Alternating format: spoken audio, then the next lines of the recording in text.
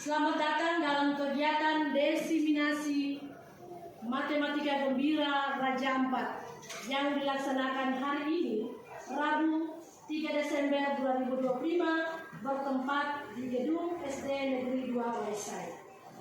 Di sanalah aku berdiri, dari berdoa dan izinkan saya berdoa menurut agama saya, yaitu Kristen Protestan. Mari kita berdoa. Kita senantiasa menjaga diri dan sudut kita sebagai Tuhan yang Maha Esa. Matematika itu sesuatu materi yang membebankan siswa. Oleh karena itu, kenapa ada determinasi matematika gembira? Ada cara untuk bagaimana matematika itu dibawa untuk ke arah yang menyenangkan. Aku pada tanggal 3 Desember 2025, tepatnya itu pada jam 8.22, maka kegiatan diseminasi matematika gembira kami resmi dibuka.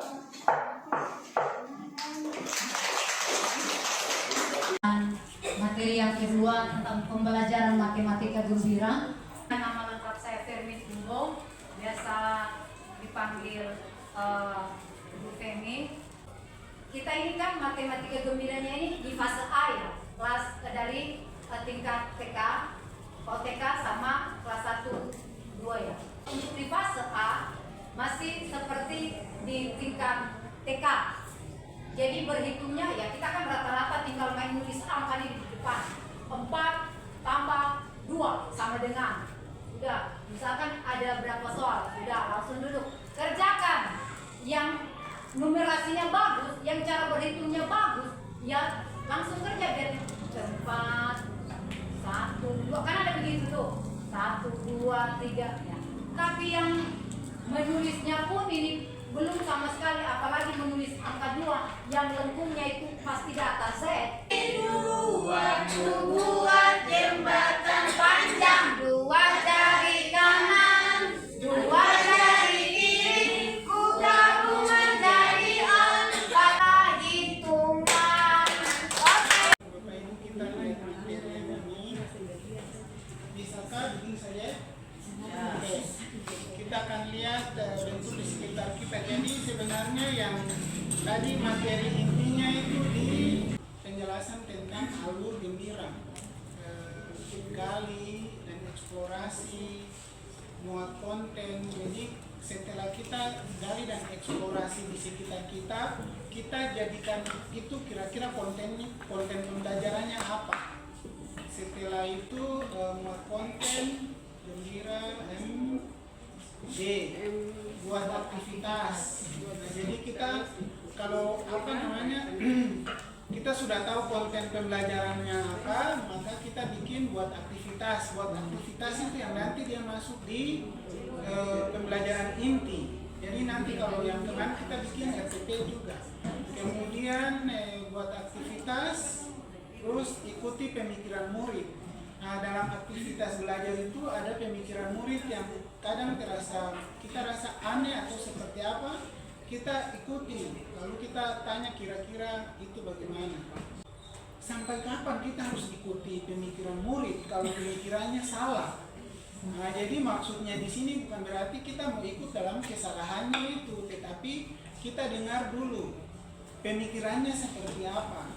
Dari sesuai latar belakang atau apa yang dia tahu, nah itu baru nanti kita arahkan mana yang betul. Nah, setelah itu kita rayakan dan akhiri. Rayakan dan akhiri itu berisi tentang apa? Apresiasi dan refleksi. Kita lihat di bentuk di sekitar kita. Kita hanya melihat bentuk-bentuk apa di sekitar kita, di sekitar anak-anak itu saja. Jadi tujuannya modul kalau ini menggunakan konteks lingkungan sekitar kita, ya, kehidupan. Ya, tepuk salut. Jempol, jempol, jempol, jempol. Salut. Materi jelajah ukur.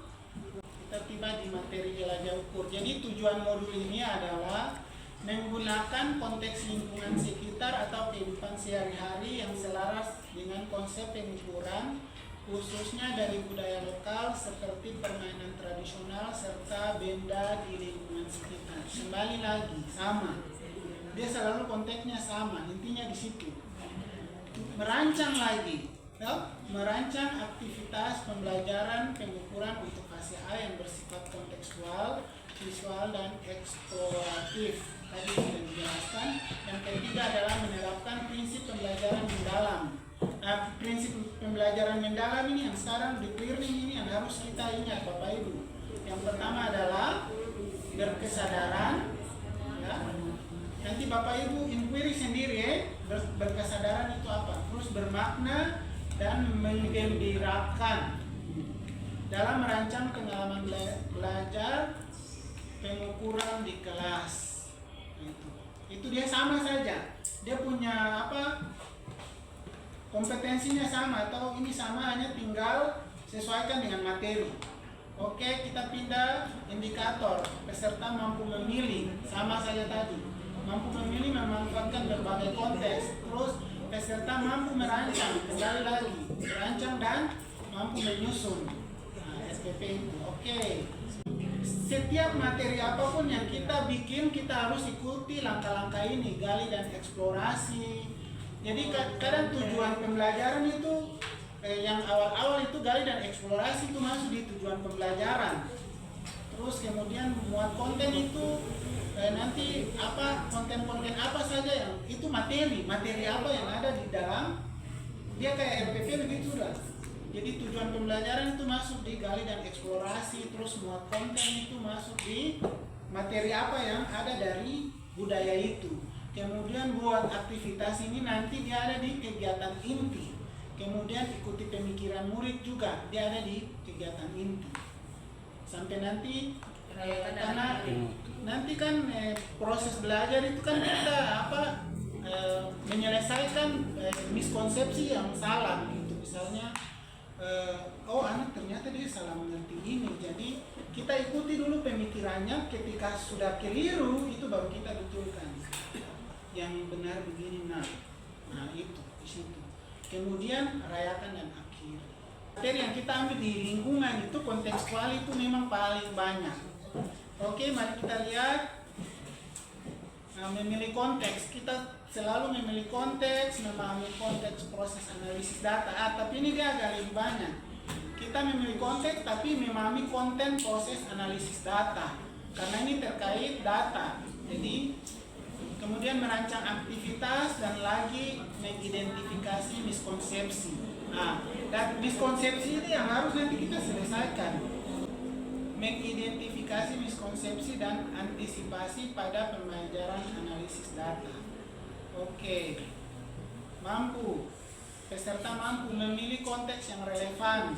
Pasti konteks relevan itu, coba Bapak Ibu kira-kira data yang kita ambil, anak-anak belajar data kan kalau di kelas 5 6 itu data itu jelas toh, apa?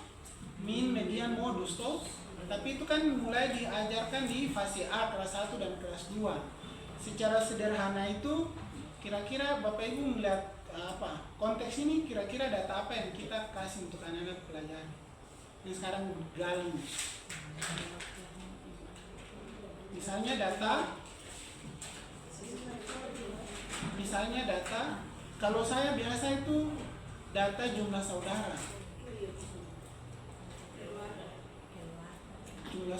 Atau data jumlah orang yang tinggal di dalam rumah. Kira-kira data apa lagi yang kita bisa ambil?